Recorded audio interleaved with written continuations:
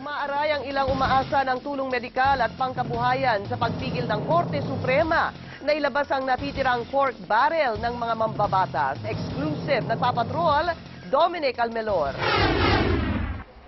Sa loob ng 4 na taon, naging tuloy-tuloy ang pagpapadialysis ni Mang Jose dahil sa tulong ng isang kongresista.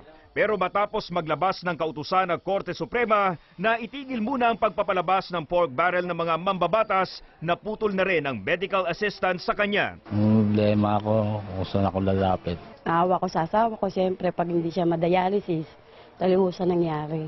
Dahil sa kanyang sinapit, hindi tuloy nila maiwasang sisihin si Janet Lim Napoles na itinuturong utak sa pork barrel scam. Kami nadamay, yun lang naman po ang inaasahan namin. Galit na galit po ako kasi matitigil yung dialysis na asawa ko pag wala ko kami mahingian.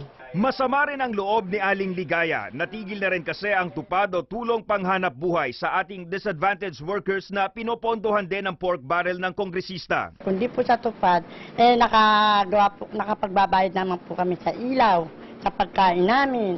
Laki ng kadagdagan po sa amin yun. Ayon kay Gilbert Reyes, Barangay Secretary ng Barangay 131 sa Caloocan, ilan lamang ang mag-asawang Cueto at si Aling Ligaya sa mga problemado ngayon sa kanilang barangay dahil sa issue ng kawalan ng pondo. Sana lang daw ay maresolba na agad ang problema at magkaroon ng pagkukunan ng alternatibong pondo para sa kanila.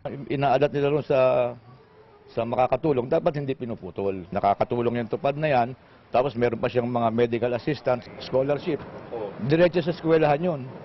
Tapos babawas na lang. Wala akong makitang kinukurap doon eh. Dominic Almelor, Patrol ng Pilipino.